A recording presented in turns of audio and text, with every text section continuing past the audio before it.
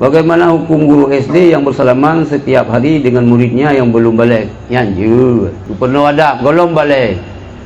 Anak agam, anak hukum. Ya. Dan tiga tu ke guru SD, ke guru SMP malum, kan anak murid lam lokal yang sunat disalam ke guru.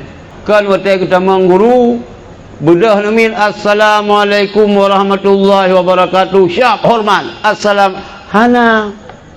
Yang salah didikan han ke ditanya tapi salam ke murid urang ja sunat disalam ke urang dua urang si dit sunat disalam ke urang le salah murid dengan guru ulang lokal le murid urang dua ngkai dua lah ada kursi guru urang ja kedamang saya yang disalam guru assalamualaikum warahmatullahi wabarakatuh waalaikumsalam itu orang katanya yang kita yang beratan sang bantah disalam ke murid kakek katanya hana menan walaupun ke murid sunat tapi salam dan gayu bisalam mawawa kang yu pres salam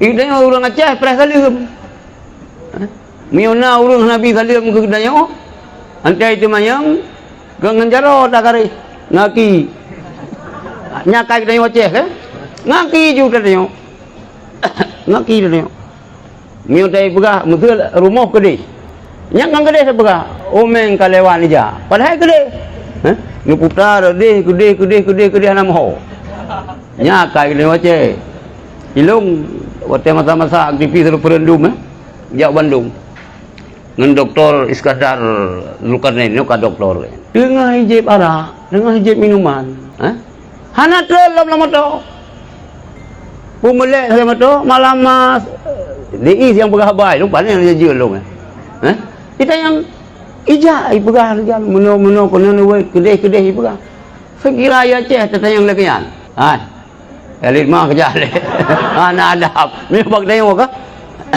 padahal kembali bisa lem nyan guru yang kita mengulang lokal sunat bisa lem kita ya hormati guru sunat dong nyan kabutui nyan kabutui ya, jadi kembali mumajaro ibu dengan anak miat SD yang galom balik nyan hana buku sebagai yang pertama haji galom balik yang kedua haji giyu yang tu supaya tak penuh adab. Jika bersalaman dengan kelas 4, 6 karena pada umumnya anak sekarang pada saat mereka kelas 5 dan 6 kabalek anjele walaupun mentang lah dua kadang ji anak ikhlas kata kembaglah kadang iji yang bancara ikhlas di thun gelas dua thun gelas le thun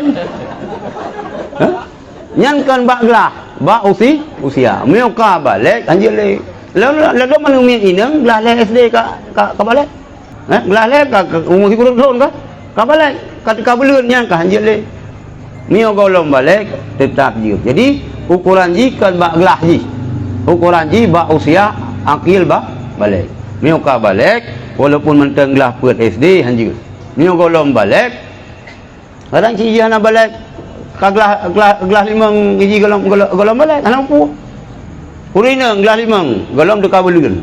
Pada haji ka gelas 5 golong dekat belun. Golong balik. Uru agam. Gelas le SMP. Kali puak belah tahun golong mimpi basah. Golong balik. Ka 16 umur walaupun hana mimpi basah yang ka balik. Nya Al-Quran. Ka